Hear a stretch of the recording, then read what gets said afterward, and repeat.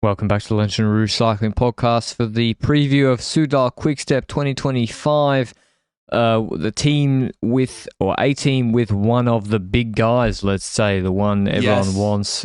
They have Remco Evenepoel, but they're more than just that. We'll show that in their recap of their 2024 season.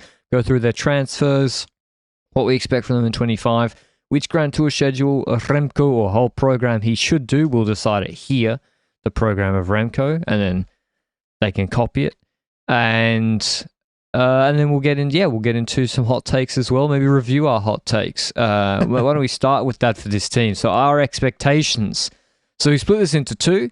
So there's our World Tour win expectations. That's our what we really expect from the team, and then we have our hot takes. So which is by definition a little bit risky. So Quick-Step, we were very, very similar. I said 18 World Tour wins. Benji said 17. How many did they actually have, Benji, in 24? In 2024, they had 13 World Tour victories according to my count, which you always have to keep that with a grain of salt when I count something. So could be 14, could be 12, but it's 13 based on my counting. So that's less, yes. And I think there's a few reasons for that. But before we jump into those reasons and before we jump over the review of the entire season, can we take a look at the hot takes we mentioned when it comes to Soudal Quick-Step? Because yours actually was really good, in my opinion. You said that Remco Evenepoel would win both the Olympic and World Championships, road races, and time trials. And he got 3 out of 4. So I'm going to give you a win on that one. I don't care that you didn't get all of them. I reckon that's a win on your end. And arguably Remco was going to win World Champs if he just wasn't asleep with 100Ks to go. If he'd been in position, he would have won it as well. So, sure. Yeah. But yeah, I mean, I'm not sure how much of a hot take it was picking the TTs, to be honest. But yeah, it's Remco. Thank you, Remco. That's my only hot take that was kind of close this year. Okay, and now we're going to skip mine and go straight into the results of 2024, right?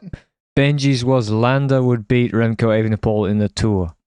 And we don't know, he might have been able to if he was freed. Free Landa. I saw on Remco's Strava or something that he was riding with Free Landa in Morgan Hill in California. So maybe Landa's getting wind tunnel testing with Specialized for the first time, and he's going to be better than Remco in the TT next year. It all depends on the picture.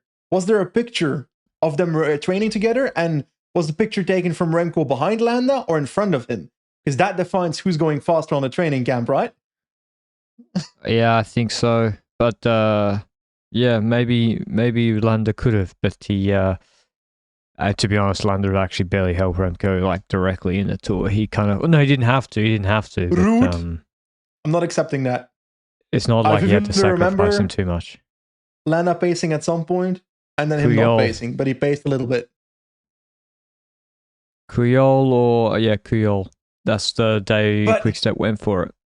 Reality is, if Landa had paced on any other stage, I don't believe Remco Evenepoel would have gotten second or first anyway. So I think it's a very wise decision to go for getting third and getting fifth in the first place then. Exactly. But yeah, why don't you run us through the recent history of the team, Benji? There's a lot to talk about here because I was born into Belgium, and obviously the Quick-Step baggage is in my head there.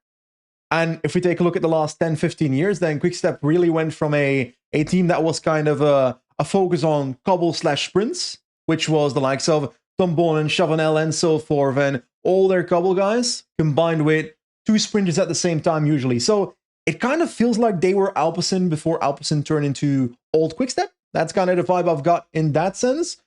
But every now and then they had a rider that could do relatively well in GC. Rigoberto Urán podium the Giro, if I recall correctly, under the colors of this team. Enric Mas podium the Vuelta in the colors of Quick-Step as well. So they've had some experience when it comes to GC, but not like a robust system around a GC rider yet until Remco Evenepoel arrived.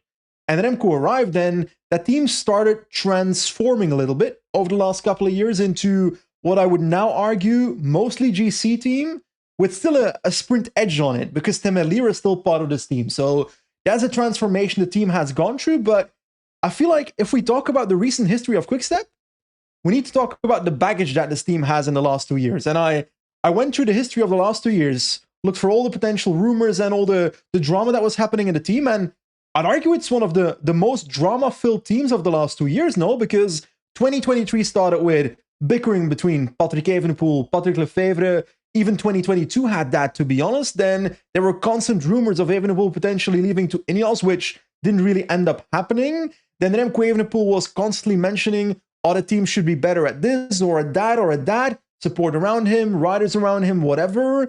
And then there was also a meeting in July 2023 between Patrick Evenepoel and not Patrick Lefevre, but Zdeněk Bakala, so the 80% majority owner of the team, to discuss what could be better in the team as well. And then there was the whole merger drama in last offseason. Like, it's as if that never happened the way it's being completely ignored now, because that must have some like consequences with how riders looked at Quick-Step during that moment. Because during that moment, a lot of riders were probably thinking, okay, I might actually lose my job here. A lot of staff members, stuff like that. Because if two teams merge, if Quick-Step and Visma merge, that means there's one team left over. And that was also a storyline that was heavily discussed last season. And where there's smoke, there is fire. And there were some confirmations by Lefevre, by Plugge in some areas that there were stuff happening, letter of intent and so forth. Then eventually that did not happen. But Mikel Landa was then signed. And I actually only just found this out. Landa's not being paid by the sponsors of the team, but by Bakala himself, in addition to the budget of the team, because the team didn't have the budget to sign Landa in the first place with sponsors. Did you know that? No, I did not know that. But that makes sense. That basically, Remco essentially said, I need a premium climbing domestique. There was no budget for it, and they just had to make it happen. Yeah. So that's there, 2023. 2024, less drama this year, no? Is what I felt like at least the first few months, but yeah, there were definitely still the occasional remarks of Remco, okay, this side of the team could be a little bit better, improvements there, but that's normal in my opinion, being honest about what the team still has to grow in. But there were still, again, rumors about Red Bull Bora-Hansgrohe and Remco potentially leaving to Red Bull Bora-Hansgrohe.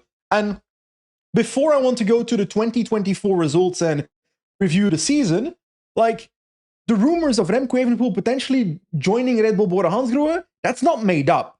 Like, I know for a fact shit was happening somewhere behind the scenes. Don't know how far it went and how serious it became, but is there a future for Quick-Step as a team if Remco Evenepoel decides to dip out after next season?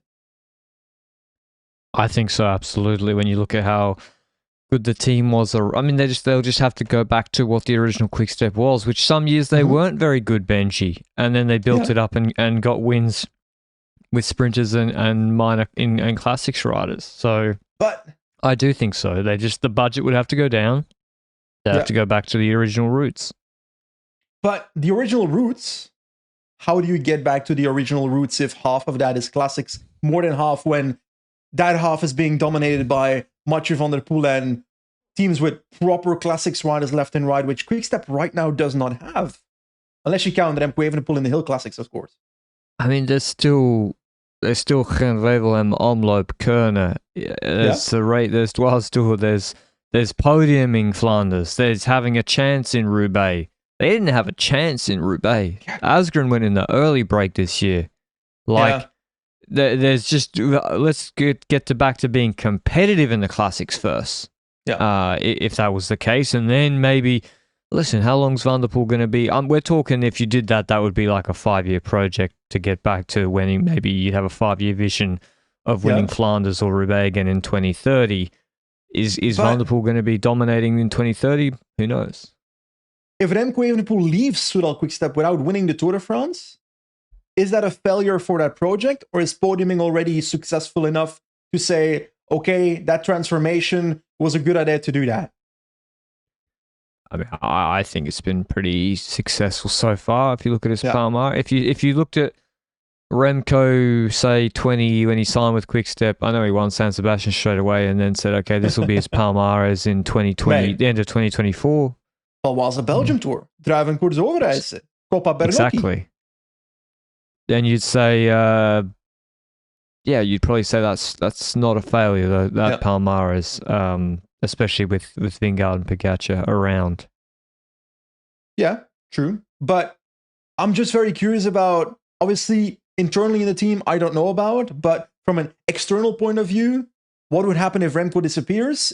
Does Merlier have enough carry when it comes to sponsors to keep both Soudal and Quick-Step on board? There's probably going to be a few sponsors that will be like, oh, with Remco out, we're probably going to reduce our input. What would happen instead of Remco in the future? It's just a topic I'm really invested in whether that is a scenario that could happen, because it's not unrealistic. But what is happening with Bacala? Like, is he out at the end of this year? What's happening with Lefebvre? He's got a succession plan, right? Jurgen Foray is supposed to be the next guy. Honestly, I don't know anymore. When is that happening? I feel like some investigative journalist needs to jump into this topic, because I swear we spoke about this on the podcast last year, where Genia Bacala literally stated, or it was stated, that Bacala would reduce his funding into the team over time, right?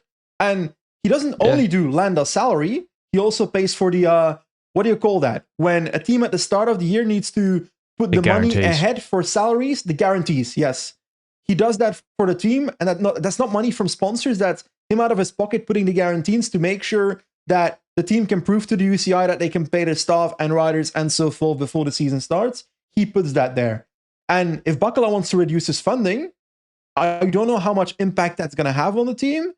And whether the idea is for him to dip out or not after that, I don't know either. I feel like I'm missing the last decision on that. We had a few rumors or allegations when it comes to that, but no outcome. But hey, I don't know. You don't know. So I guess we'll find out eventually. Yep. And yeah, I've sort of, it was in the end of 23 that we had the appointment of Foray as COO, and Lefebvre saying that he'd been asked, I think, by the team to create a succession plan, and then this year I've not really heard much about it, so I'm not sure what's happening. I don't remember much, but I do remember one statement from Lefebvre where he stated that Foray was doing a good job at something. I don't remember what, but hey, that's at least a positive in the book somewhere. But 2024 results, we got to talk about that for a second. Then, but before we get into that, Benji, a question I want to know the answer to, and this is Join Cycling. If you're using the application, I mean, even if you're not subscribed, you can see in the app that there's articles and studies done by Join Cycling, our show partner, regularly on users, which answer questions that I'd always like to know the answer to in like a quick hitter study, which is one of them that was recently published. What's the impact of adding an extra hour of training per week? And of course, that depends on your current level, your age, how much you're already training. But on a group basis, there's actually, unsurprisingly, adding an extra hour of training per week can add, say if you're training 4 hours per week, and it is divided up into different ages. So if you're under 35, you on average gain more for an extra hour of training. Perhaps because you recover better. What if you feel older than 35? Does that count? You're asking for a friend. I feel like I'm 18 sometimes mentally. Feel like I'm 15. Feel like you're 12 mentally sometimes. Yes, exactly. But say you're training about 5 hours a week. An extra hour of training can add 8 watts to your FTP over a period of time. So that's already with doing 5 training hours. Obviously, the marginal benefit decreases the more you're training. But yeah, the beauty of Join is, if you're, say, doing an extra hour, but it's at too high an intensity, Join will tell you. It'll say you probably need a day off tomorrow to recover from the training load. And so it's interesting to see an article like that, which also matches how the app is adapting for me personally. I did 40/20s yesterday, did an extra half an hour afterwards. And it changed and said I needed a recovery day today, even though before the ride it said I was going to have a ride today. So that was sort of evidence of the app changing in real time, or adapting in real time to the extra training I'd done. So if you want to check out Join Cycling, they've supported us and continue to support the show that you love and enjoy. You can go down to the link down below to download. and get a 30-day free trial as well to test it out. Okay, 2024 Quick-Step Benji? Yes. What's the numbers say? 34 victories, 13 World Tour victories, 5 Grand Tour victories. I gotta be honest, when I heard 34 victories, or at least when I looked it up earlier, I was like, okay, that's a lot less than in the past. Because Quick-Step was the team. Quick-Step was a team 5 years ago, 4 years ago even, probably. That was that team with the most victories in the year. Last year, I'm pretty sure they had 55 victories. A few of those were still Fabio Jakobsen in the team, which was surprised how many victories he had last year, 4 or 5, I think. But 55 to 34 victories? That is a whopping descent, I would say. And yes, some of that comes from UAE winning more, but that also comes from, in my opinion, the fact that obviously Quick-Step wins less, because otherwise they'd have more numbers when it comes to victories. But maybe the width of their team being less than it was in the past. And then we look at the World Tour victories, 13 instead of 21 last year. I think that's also partially affected by the fact that Remco Evenepoel crashed out in Basque Country. Then again, is it also not affected, Patrick, by Remco Evenepoel going for the Tour de France, building towards the Tour de France, and therefore not necessarily being able to win more on the side? Yeah, I think so. That's really the question: is what is a Tour de France podium worth? Yeah, compared to Drovenko's 2 Tour of Slovakia stages, Tour of Slovakia GC, Coppa Bernocchi, Brughelli, Vini Bignarni, Trento Aldige. Like, how much is that worth? It does. Petroni, Androni, Pietrabon. So, like, you just named like one name for the Androni team. So what is, because that doesn't show up on this list. The Tour de France doesn't show up on that list. But and to your point, I just quickly looked at it. I think from 2012 to 2022, they averaged over 50 wins a year, average, and a lot of years over 60, a couple of years over 70 wins. How much is 3 sprints at Guangxi? And that's the answer, is that this is not a surprise to them. They will not be like, oh my God, how did this happen? We only won 30 races. This is a result of what they're focused on. So is it a disappointment? Is it a decline? It depends. How you see it, on what they won. So let's jump into that. Preseason starts. Merlier does his thing in the Middle East. We've got multiple stages at UAE Tour where you won, I think, 3 stages. And then at Alula Tour, maybe 1 or 2 stages as well. So Merlier pretty much vibrant at the start of the season. And Remco starts off a season near Algarve with a victory, I'm pretty sure. He wins GC there after winning the time trial over Daniel Felipe Martinez, if my memory serves me right. Then the classics start. And it's such a shocking black and white picture if you look at 10 years ago and now where Quick-Step is in those classics, because this year it's basically kind of nothing when it comes to the Cobble Classics. Yes, Merlier does okay winning Scheldeprijs and podiums Brugge de Panne. Remco podiums Lombardia, but outside of that, I looked at RVV, I think 18th for Lampard maybe, 47th Asgreen in RVV. Roubaix, I do not even remember who was close when it comes to Quick-Step. Definitely wasn't in the top 10. So, like you said at the start of this podcast, they're not even competitive in the Cobble Classics. Maurice Mikkels, for example, gets a top 10 at Roubaix, but Quick-Step is unable to get a result like that, which means they don't have anyone that is performing as good as Maurice Mikkels at Paris-Roubaix in the first place this year, which that's a crazy thing to think about. The fact that Quick-Step is not at that level. But is that also not partially because some people that they have signed that might be good in those races in the future? Like, how do you see Magnier and his relation to Cobble Classics in the future? Is that going to be more the Gent-Wevelgem style, or do you see him getting over the Muur maybe in the second group and then sprinting for the victory at Omloop if they come back together? He should be, in theory, good at them, right? Like, he's not that big. His 30-second power and 30-second watts per kilo is crazy. In theory, there should be some classics that suit him that also include hills, unlike Merlier. And Merlier's come second in Dwars Door before. Now, Merlier is also extremely efficient and is super Flemish, so maybe he just can get around the course. But you'd think in theory Magnier would do it. But you're right, Benji, focusing on Remco for GC is no excuse for how bad they were in the Cobble Classics as well. And it appears to be basically they decided that Alaphilippe, Asgreen, Lampard, and not decided, they had a lot of money tied up in those three riders as their Classics leaders, and they don't perform. So they're out. Yeah, they're out. Well, Lampard's still here, but the two of them are gone. Yeah, he's on that $1 billion contract after winning that time trial at the Tour de France. Anyway, like those classics aren't good enough. Then you look at the GC, and because of that focus on the Tour de France, Remco also doesn't participate in 17 one-week races. He ends up winning Algarve, obviously, mentioned that, but then going to Paris-Nice where he fails to win the race, and in my opinion, he should have won that race.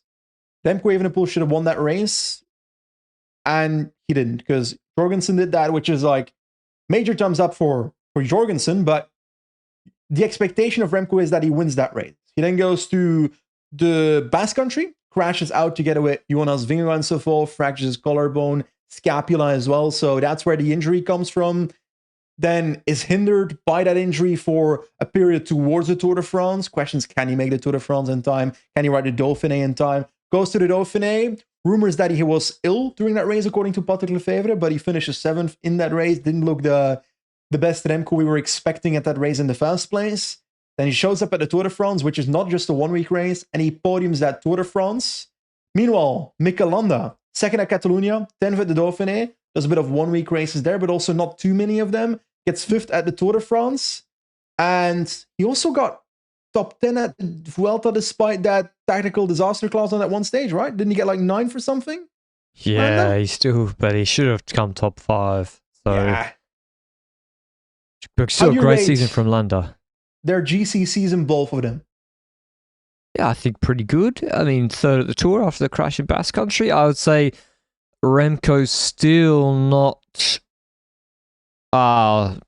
he's not won a one-week World Tour race, I don't think, since the Vuelta. Oh, sorry, that's not a one tour. He's not... Well, that is a World Tour race, not a one-week race. No, I had a surprising statistic. Yeah, so his last one-week World Tour win in Europe was Tour de Pologne 5 seasons ago. Yeah, Mickey Mouse. In 2020. So he won UAE Tour in 23. I mean, to be honest, UAE Tour he should win. Like, I don't think that was against Poggi either. Was it against Yates, who was done in the echelons?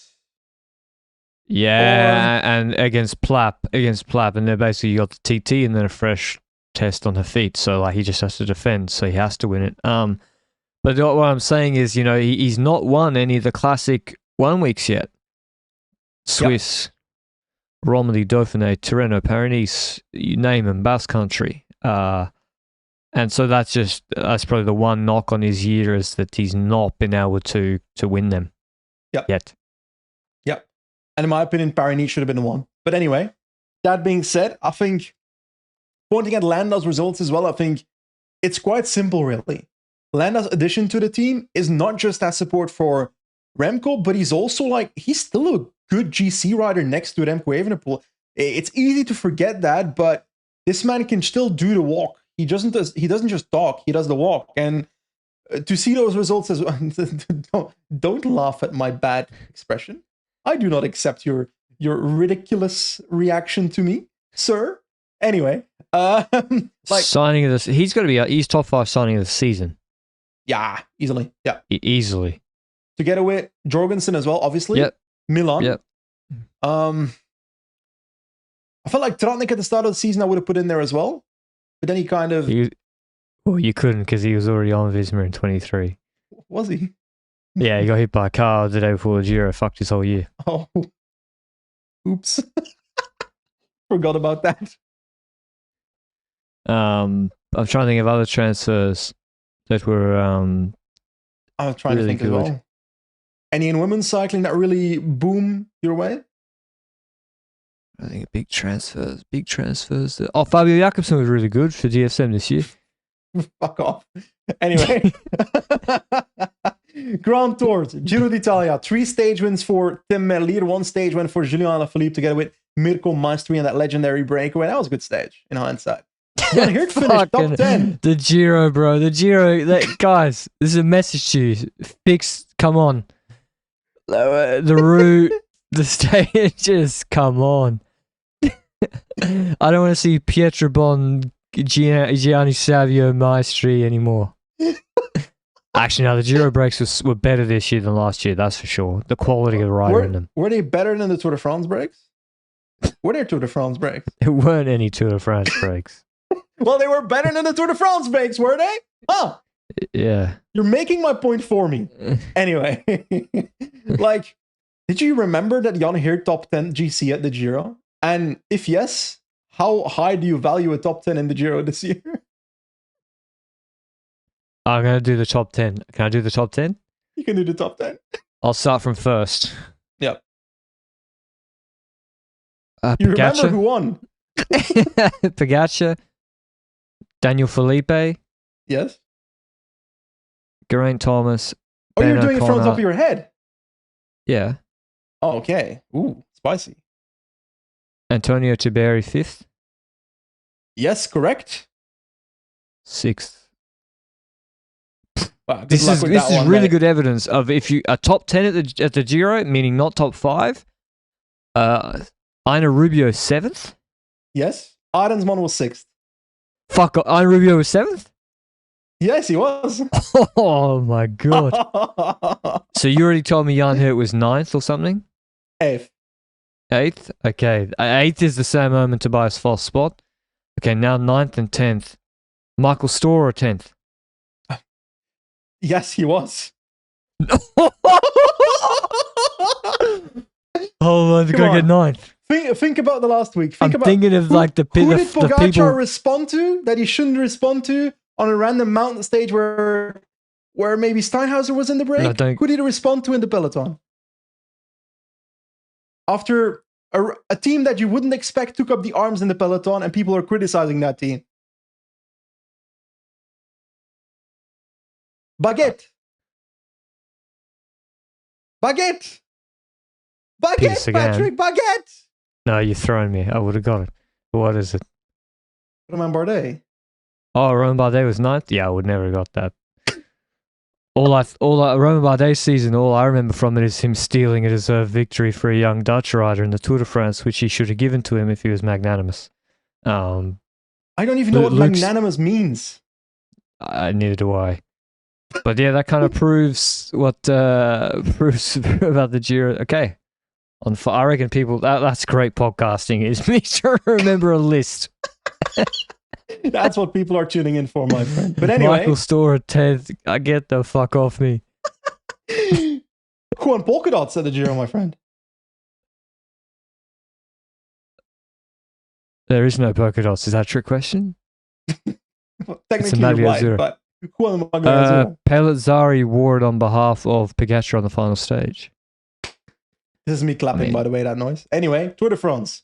Remco Evenepoel third in GC, Landa 5th, but also a stage win by Remco in the Stage 7 TT. And then the Vuelta, we already spoke about it.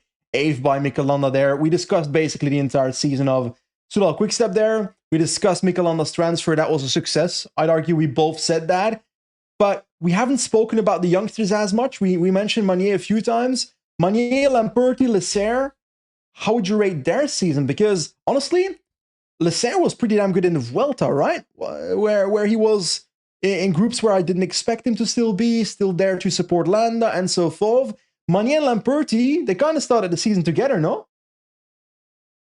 Yeah, they put them in Oman and those sort of races, and it worked. They got them some wins on the board quickly, get the confidence going, and then kind of I feel like Lamperti I then didn't see so much for the rest of the year. And then Manier, Tour of Britain was stomping. So yeah, they both had a pretty good start to the year, I would say, or year, and Manier in particular winning multiple races. So actually, Lamperti won a stage at Czech Tour, and then went to the Little Deutschland Tour, getting beaten by Milan and Pedersen every day. So that's why you didn't see him, because he was behind them.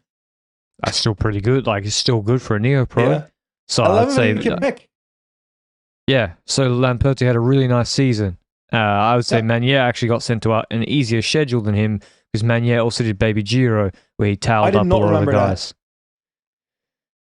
I only know. I forgot he was there, even though he won 2 stages. Yeah, I mean it's literally not a pro race, so that's fine. But yeah, I would say they're all their. I would say all their neo pros. I mean, all their neo pros always win. Yeah, they always win. Even Vara van Geleva, he won a world tour race. Yeah. Okay, it's in China, but he also won a Quatre Jours de Dunkirk stage 4. Like their neo pros always get some W's. Do we know what happened to Ilan van Wilder this year? Because I feel like he was quite disappointing on many occasions and didn't have the season he had last year. And I don't know. I don't remember much from him, unfortunately, this year. He had a bad season. I don't know whether Normandy. Okay. Forgot about forfeit UAE Tour. Actually, not bad. And then he disappeared. Yeah, but still, I think a worse season than maybe his season last year, at least by points. He was third in Algarve, which, to be honest, like that's a pretty good start list usually. And his TT was good there in 2023. Yeah. I feel like Van Wilder this year, if I look at his schedule, he's almost completely, except for Paris-Nice. Wow, he was in the Tour. He was awful in the Tour. Yes. He was awful. I didn't even know he was there.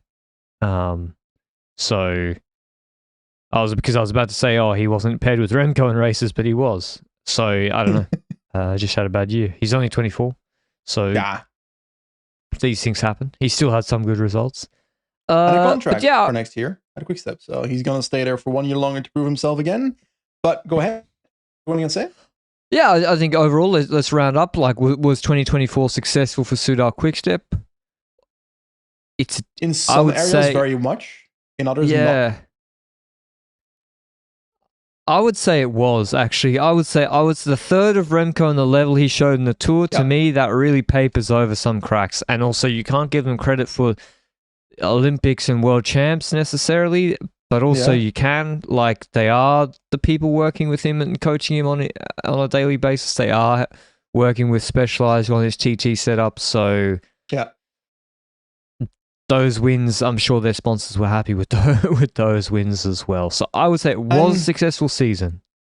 It's especially because of the step that Remco took when it comes to GC in that Tour de France. Because he didn't feel like the Remco we saw last year and the year before when it comes to GC. He felt like he had upgraded. It was a second Pokemon evolution he was in. You know, it's like, I wonder how far that can reach within Quick-Step and within his career from this point onwards. Can he make the step towards second place at the Tour or being competitive in some shape or form with Pogacar and Vingegaard? He's pretty far off them for now, but if something goes wrong for one or the other, he's the guy that steps up right now, you know? So I'm curious what the next step is going to be, if there is going to be a next step, and whether that's going to happen next year or not. But will that happen when it comes to Quick-Step, when it comes to the transfers? That's a good question, Patrick. I love that you asked that to me right now.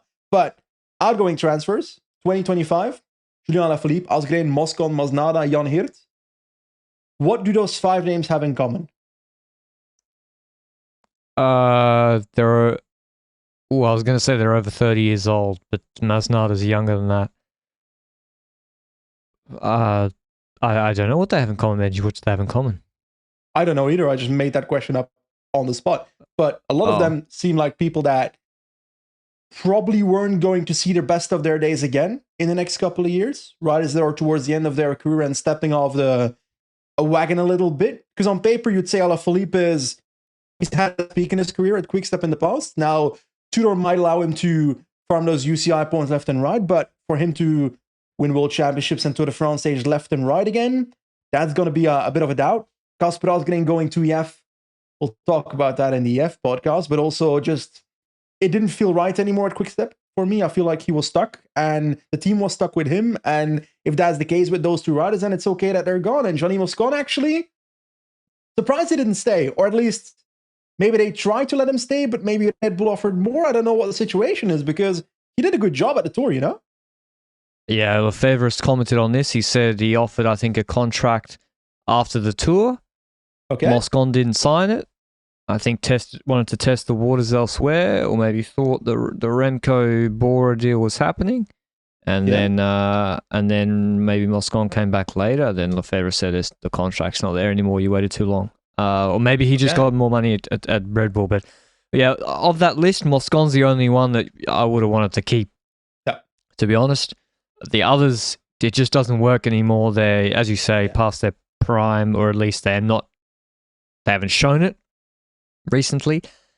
And they cost a lot of money, particularly in the case of Asger and Alaphilippe, who are monument winners, big names. Jan Hirt, when you got Landa, you kind of don't need Jan Hirt with for Remco, and then an eighth on GC is not really doing it for this team in the Giro. Masnada, had a horrendous year, obviously, a couple of years, so that was unsurprising that he would be shown the door. I don't know if they extended anyone this year. Extended also Knox, I think, or maybe I don't know. Correct. They did before. They must like him. Okay, but the incoming transfers, Benji. Yes, let's talk about another British rider first. Ethan Hayter, coming from Ineos Grenadiers. He's kind of a bit of a, I don't know, like when you go to like a swimming pool and someone loses their swimming trunks, but they're still potentially good swimming trunks. So one of the people that works at the swimming pool, they're going to get arrested, Benji. That's not what I mean. When they left the swimming pool, they forgot their swimming trunks there. And the person working at the swimming pool took the swimming trunks and realized, okay, these swimming trunks might still be pretty good in the future. And in my analogy, Quick-Step is the person that works at the swimming pool. You get what I mean? Yes. No, I didn't follow. I don't follow you. What I mean is, Ethan Hayter was fucking good a few years ago, and he was the swimming trunks that were left behind. But are they going to contact the original owner and put the trunks back on him, or they're just going to use the trunks themselves? They're going to use the trunks themselves. Quick-Step is going to use the trunks themselves. Ethan Hayter is the trunks, okay? Ethan Hayter is the swimming trunks. It's not that difficult. Oh, okay. I thought he was the one that forgot his trunks. This is getting difficult, He forgot how to sprint, that's for sure. Hopefully Quick-Step can change that. That's what I'm trying to come towards. Well, yeah, if there's one team that can bring a rider of that sort of quality back to where the level is, with contesting small group sprints and just generally being a good rider or classics rider, it would be, this is Soudal Quick-Step. This is a team you would say is perfect to revive that within a rider. They've done it before. They've done it with Cavendish. They did it with, they didn't revive Gilbert, but they kind of did. Kind of. So, yeah, this is a great opportunity for Ethan Hayter, and I think it's a good, really, really good signing by the team. He's also someone that can control mountain stages. He can set a pace in Romandy, that last stage where Carlito secured GC. Yep. Hayter was absolutely stomping that day. He was so strong, way stronger than Castroviejo, and so he can do that too for Remco. How is Ethan Hayter's climbing ability compared to Jan Hirt going out the door? Hirt's a better climber on steep climbs. Hayter can set a tempo probably much faster and longer on 5 to 7% climbs. Okay. Next rider, Max Schachmann. He's also had a bit of a downer the last few years. The last memory I have of him is him being hit by a car at Lombardia. What's the point of this signing? To me, that's also kind of the medium mountain domestique guy that you sign to hopefully turn into a mini Castroviejo in some shape or form, but on medium mountain terrain. Because back in the day, he wants to do that? Well, he better. Because what else is he gonna do? It's not like he's gonna become the prodigy at Hill Classics again and suddenly win LBL. I don't know. He didn't. Yeah. Well, to be honest, Schachmann can definitely play a role in LBL to set up Remco Evenepoel. Yep, he can definitely be good there. I mean, he was good in País Vasco. He's got a good TT. Maybe he can help Remco, in 1 week. I mean, he's won Paris twice, so yeah, maybe he can help him there. I don't really. Again, it's a rider who was on Quick-Step, had success, or was good at Quick-Step. Yeah, true. He was there. I forgot about that. Yep. As a really young rider in 17, 18. So maybe they know him, and they think as well they can get him back to his best, perhaps. Dries van Gestel was on Total Energie the last few years, and I feel like there was one year where he had really good results. And when it comes to this year, I feel like didn't he like podium like a proper classic a few years ago? Was it last year? Let me check for a second.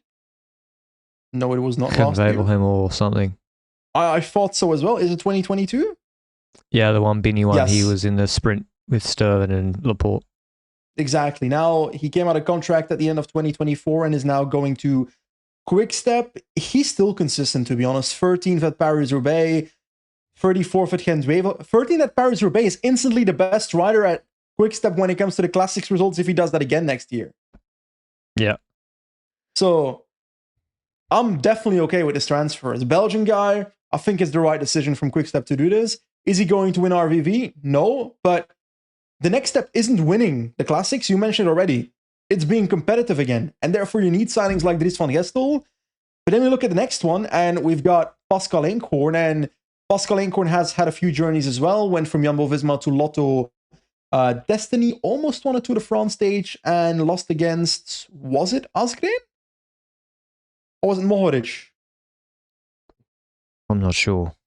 Luke says yes, Mohoric. So you said yes to me saying Asgreen and then switched to Mohoric. I'm sorry, Luke, but faulty man in the chat. Anyway, yeah. So I just don't know what to expect here because to me, Pascal Eenkhoorn is not good enough at the moment to be in the finals of classics. And yes, he's shown that in that breakaway at the Tour de France, but how repeatable is that?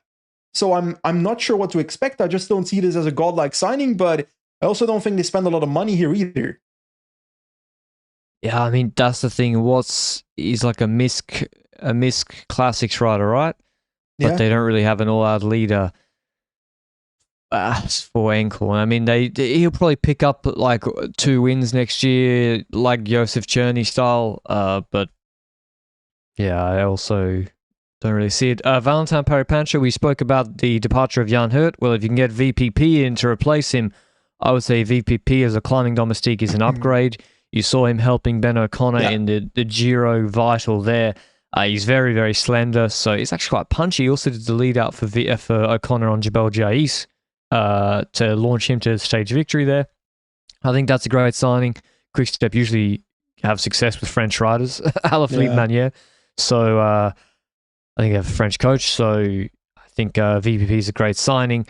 And then they have 2 Italians. They have Andrea Raccagni Noviero. He published, I know him now from his Instagram post after the passing of Muriel in the World Championships Junior Women's Road Race.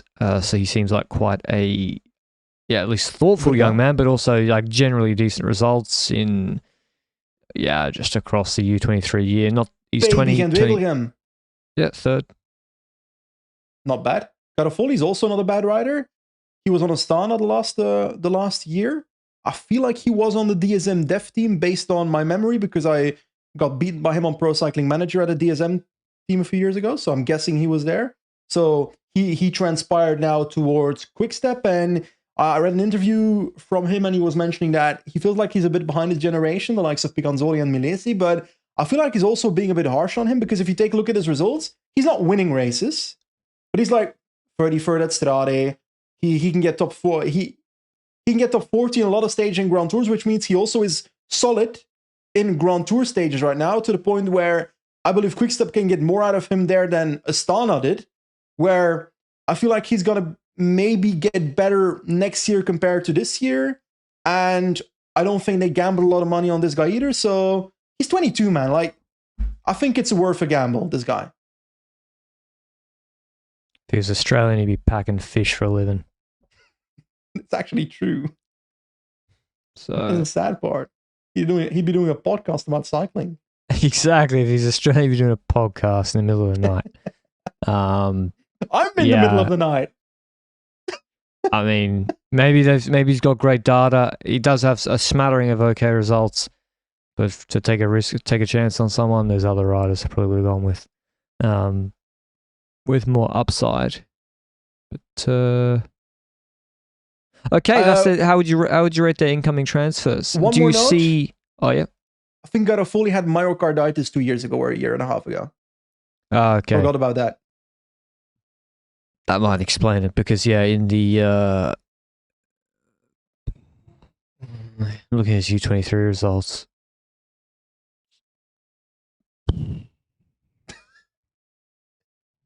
When there's silence, it's probably not a good sign. Anyway, net positive? Yes, I think. Their transfers? Yeah. I like Hayter. That's a really nice gamble to take because if you get him right, you have a top 25 rider in the world potentially. Yep. I like the Van Gestel signing. He was so good at Total. Put him on a special. I'm sure he'll go well next year. I like VPP. The Schachman one on like a money basis. Mm-hmm. Yeah. I don't know. It's a bit of a meh. Van Gestel I'm okay with. You're more of a meh when it comes to Garofoli. Rakania I think is okay. So, but like Alaphilippe and Asgreen, I feel like these new signings have the potential to overcome those two. Moscon when it comes to positioning for Remco, who will take over that role at the Tour de France? Maybe it's Encorn. Maybe Van Gestel. I don't see that either. I haven't seen those riders do that role at such a high level. Guess, yeah, or Schachman. I don't see that either. Definitely not a hater.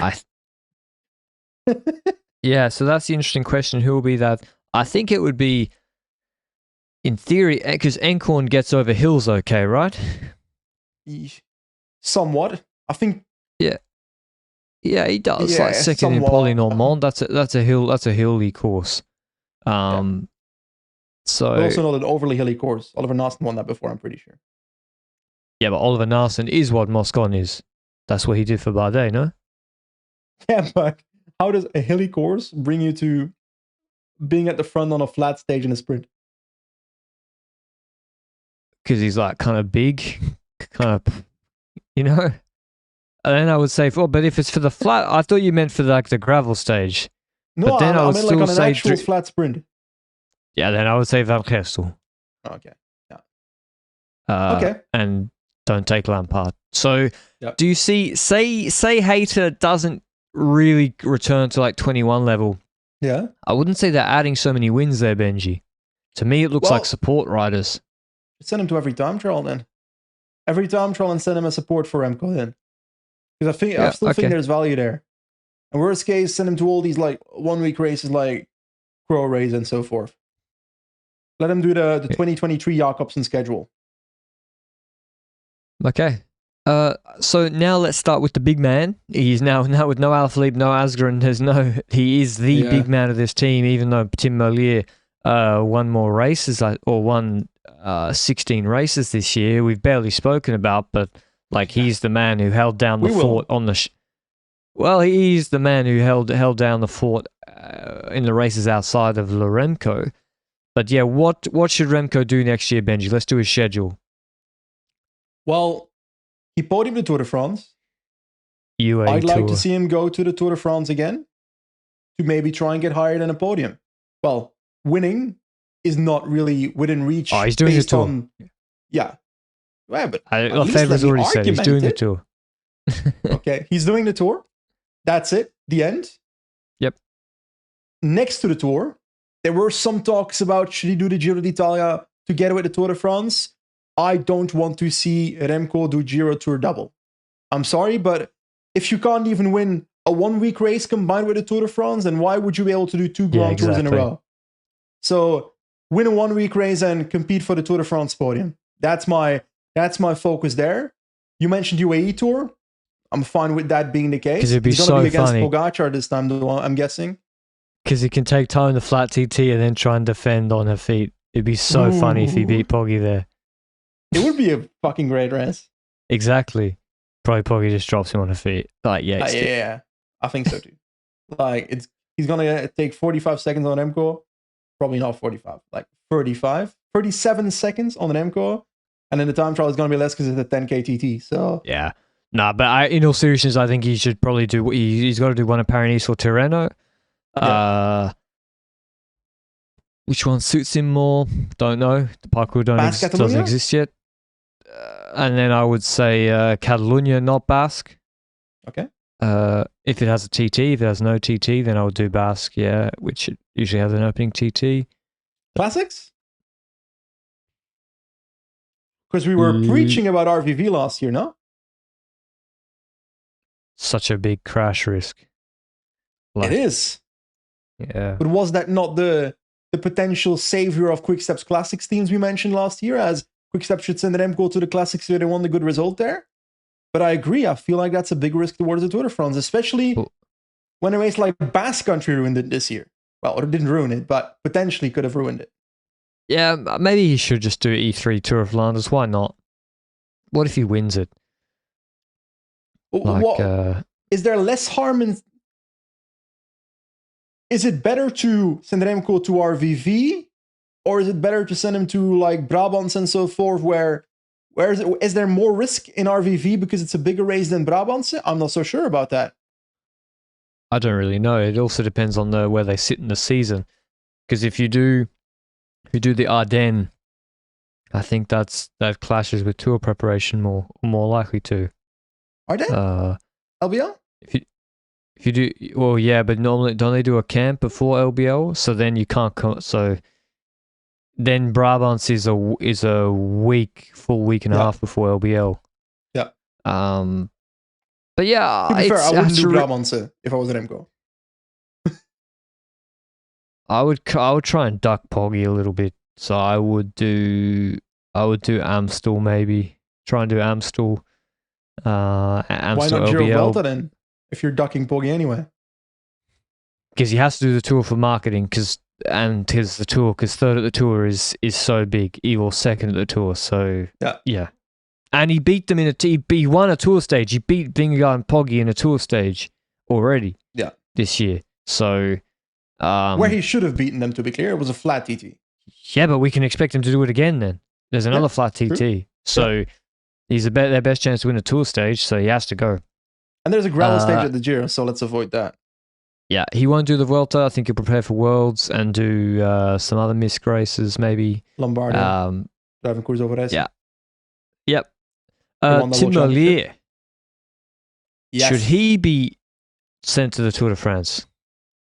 Should Tim Merlier be sent to the Tour de France together with Remco Evenepoel? Because Remco is already on paper. You said it. Patrick Lefevre said it. I understand. I trust your word more than I do Patrick Lefevre's. But Remco Evenepoel will want support at the Tour de France. Will Merlier want a lead out next to him at the Tour de France if he goes to the Tour de France? Yeah, he'll want Bert. Bert van Lerbergen. Just Bert. He'll just want Bert. I think, like, based on the 2024 Tour de France, if Lampard and Casper Pedersen were there, Lampard was a disappointment.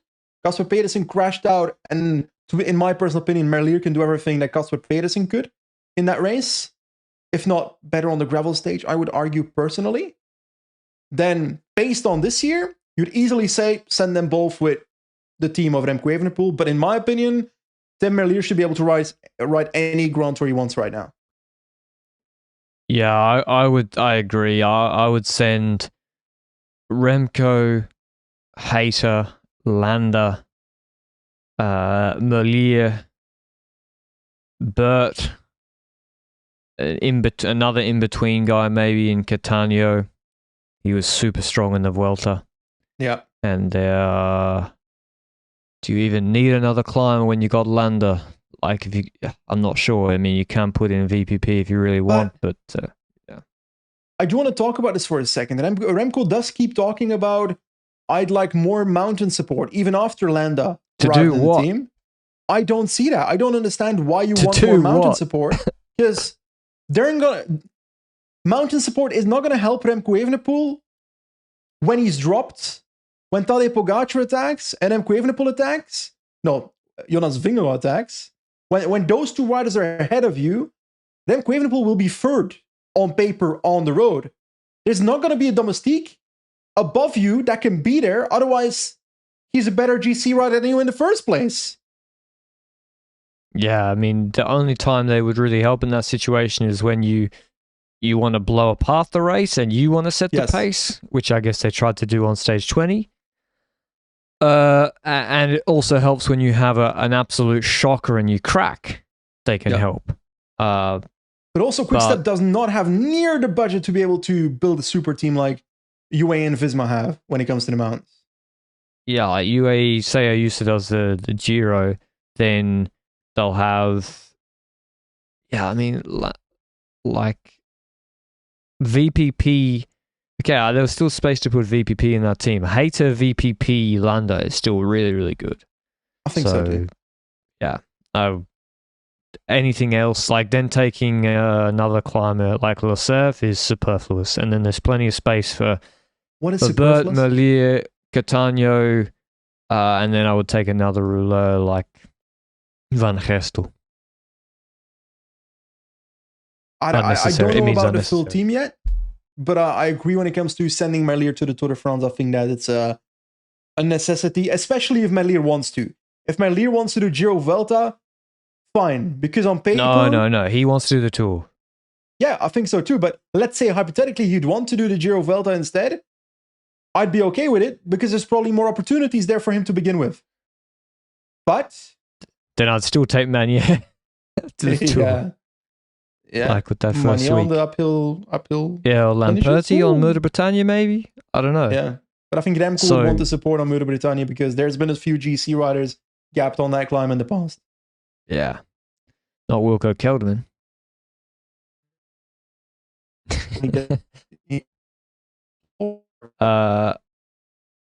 Alrighty. Let's go into then what's the next step for riders like that. I might have lost Benji, but he'll return. But what's the next step for that second line of young riders, Benji? Van Gelder, Reindrink, the other Belgian name people. The children. What's the next steps for them? Because they do have about, not including Van Wilder and Evenepoel, they do, even only including Mari van Sevenant in this list. He's 25, he's older than Remco, but what's next for these riders? Well, I actually don't know when it comes to van Sevenant. To me, he feels like a character that's a bit outside of the I don't know, he's like an add-on to the team sometimes. Like, he's going to do hill classics, but he's not part of the Remco Evenepoel squad, which in the past you might have said, okay, maybe he can fit into that a year and a half ago. But he's been like scored on the side a little bit. So hill classics I'd look when it comes to Van Sevenant. Send him to Giro Vuelta for stage victories. I would say send Manier to his first Grand Tour, whether it's Giro or Vuelta. I don't really care because it's probably going to be Vuelta parkour-wise, I would expect, based on Manier's abilities. Lamperti, same thing, sent to their first Grand Tour, but also Manier and Lamperti, send him to Omloop.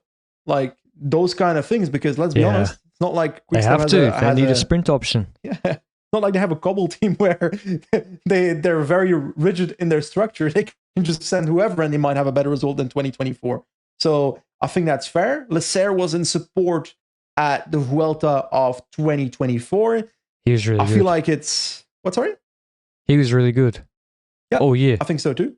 So 1 week races, Grand Tour potential for stage victory and breakaways, and maybe consider the option of, is Lecer good enough to be part of a Remco squad in a 1 week race somewhere to test that possibility? I feel like there's quite a bit you can look into there. So I reckon that's the flow I'd go with, roughly. They have 19 riders out of contract next year. Ooh. 19. Now that stems from, I think, the uncertainty that we all saw at the end of last year, and maybe a lack of sponsor, not knowing what sponsors will be on board in 2026. But yeah, in 2026 they only have 11 riders under contract, which includes the riders they just signed, half of them, Hayter, Van Gestel, and the Italian Neopro and Encorn, and then the others are LeCerf, Evenepoel, Casper Pedersen, Magnier, and Van Sevenant. Yeah, he got a long contract. So that's a big concern when you have 19 riders out of contract. What's going to happen? So I don't know, but that's going to be hanging over the team. Maybe we'll see announcements of, is Landa going to be extended? I would say they probably will try to extend him. Merlier might depend on what schedule he gets given in the next month. And how good Manier becomes. Because then Quick-Step might also have leverage. Yep. Because they don't want to overpay sprinters. They know they can develop sprinters themselves. So if they can see Manier Lamperti coming through, they'll let someone else pay Merlier. So and then even if he's not happy with his race program, I do not see a realistic scenario where Manier and Lamperti already replace 16 World Tour victories of Merlier in the next 1.5 years. Merlier's the best sprinter in the world, so he's pretty difficult to replace. Second best. We had this discussion. Give him Pedersen's lead out. We'll see you later. But yeah, he co-lead, co-best, depending on your personal preference. That's going to be difficult. It's a tough ask for Paul Manier or Lamperti. So it all could fall down, Benji. We could be doing we might not be. This might be our last Quick-Step preview ever. How are you so negative about this suddenly? I feel like you were quite positive about the future of Quick-Step at the start of the podcast. I didn't realize how many guys were out of contract, and it reminded me of the sponsor stuff and Bacala. And it's like Remco has 2 years left. If you were going to get a buyout for him, your last chance to get cheaper over time. Exactly, the last chance to get the buyout fee is next off season. Because let's be honest, he's leaving anyway in 2 years. Exactly. There's no way in hell that Remco stays after this contract. So then you get a war chest to rebuild the team from the buyout from his remaining year in 26. So this is the final year with Remco Evenepoel in the team. Yeah, that's a good question. I don't even think that's a hot take. You think so? Remco Evenepoel, I fully agree with you. That I think this is the final year we will see Remco Evenepoel at Quick-Step for the sole reason that you are right about it being the last opportunity for Soudal Quick-Step to have a buyout at the end of 2025 to get some money for Remco Evenepoel, because otherwise he'd leave at the end of 2026 anyway for free. If Remco does the dance again next year and then still doesn't leave and stays in 26, I'd view that pretty poorly. They've done it multiple. Don't do it a third year in a row. You're gonna leave. But if you just don't do the dance again. Bora? I think probably. yes. I would say so, because Roglic's contract was not so long. It was only 2 years, right? Yep, correct. So there you go. But Ralph Dank's building for the future, Benji. He doesn't want to buy. He doesn't want to buy success. Yeah, but didn't we just have Wait.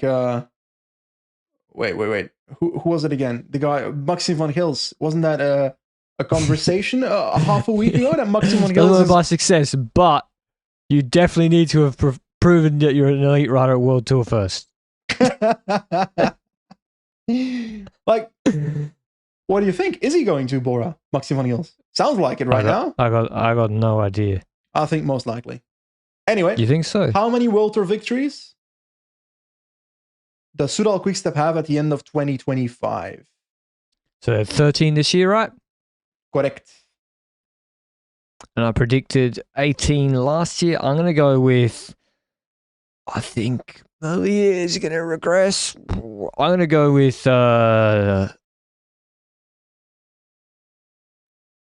15. I'm going to go with